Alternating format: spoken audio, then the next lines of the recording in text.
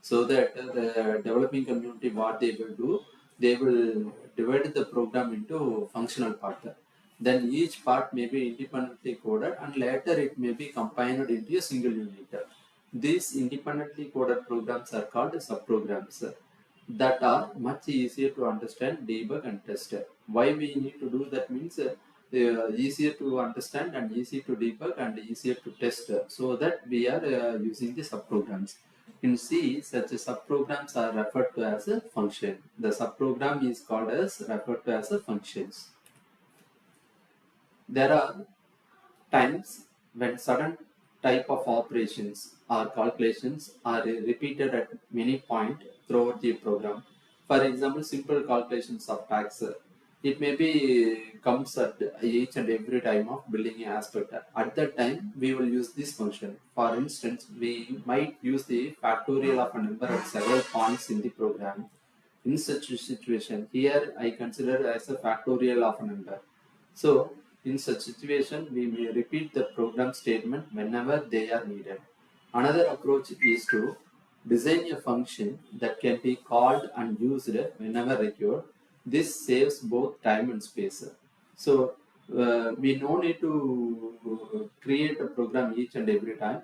The calculation methodologies are inbuiltly we created. So inbuilt created programs that we will use it in our program in wherever and whenever it is needed. At that time, we will call that functions and we started using that functions. So it will save the both time and space. So it is also one of the user defined functions advantage. Here it is a modular division. Here we are declaring a main program. Then function A it's going to do some functions, and function B it is also going to do some functions, and function C it is also going to do some functions of activities.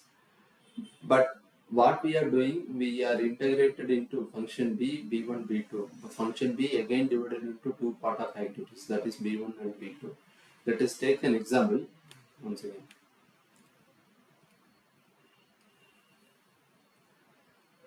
For example, if we take it as a vehicle sales, it is you are going to do some program for a two-wheeler vehicle sales of activities. In that function A, we are taking part of sales activities. Function B, we are taking part of service factors, and function 3, we see it is we are taking to consider for SPAS part of activities. So uh, each and every A, B, C, that is sales, service, and spares, each and every aspect we are going to do some billing process of activities. Here for function A also we are going to use state GST and service GST, central GST. Like function B also we are going to use state GST and central GST. We need to include function C also, state GST and central GST. So for that calculation of activities, we will use the functions. Based on the entire billing process of activities in the cells. And finally, we will calculate the state GST and central GST. Suppose if we are selling the spares for the particular vehicle X or Y, then for that also we need to include the state GST and central GST at the end of the billing section. Suppose it is a service perspective point of approach I am saying. Here we are using function C. It is a space related. When we are doing service, at the time that mechanics find out some defect in our vehicle.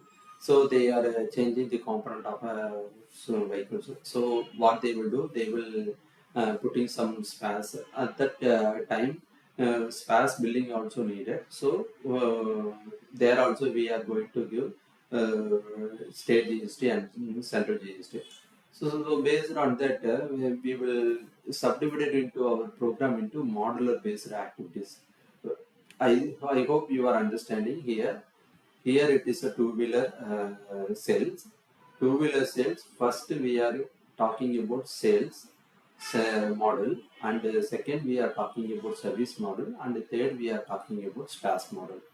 In the sales, service and SPAS, in both we are going to do some billing functionality, and building function, billing functionality, and also